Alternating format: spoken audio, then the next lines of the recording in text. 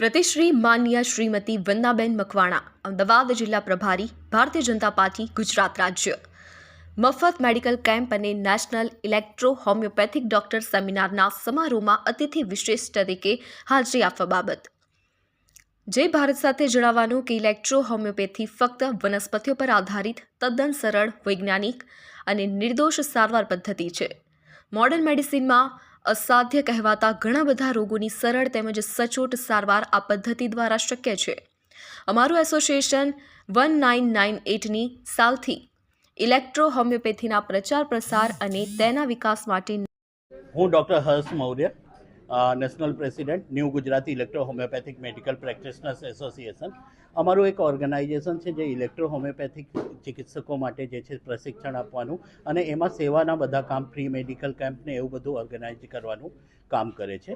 આ 11 જાન્યુઆરી એટલે કે શનિવારના દિવસે અમે લોકો new Gujarati electro homeopathic medical practitioners એસોસિએશનના થ્રુ સીટીએમ પર કુશાભાઉ ઠાકરે હોલમાં એક ફ્રી મેડિકલ કેમ્પ અને કોન્ફરન્સ મેડિકલ સેમિનારનું આયોજન કરવા જઈ રહ્યા છીએ.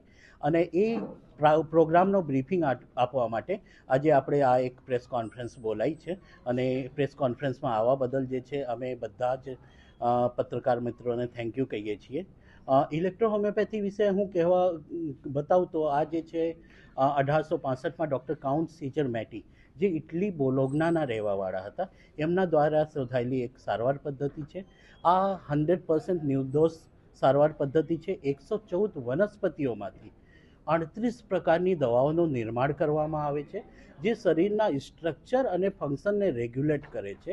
અને 38 જ દવાઓ શરીરના બધા જ સ્ટ્રક્ચર અને ફંક્શન ઉપર કામ કરીને બધી જ બીમારીઓને મટાડે છે. એટલે આ એક બહુ જ સરળ અને વૈજ્ઞાનિક સારવાર પદ્ધતિ છે.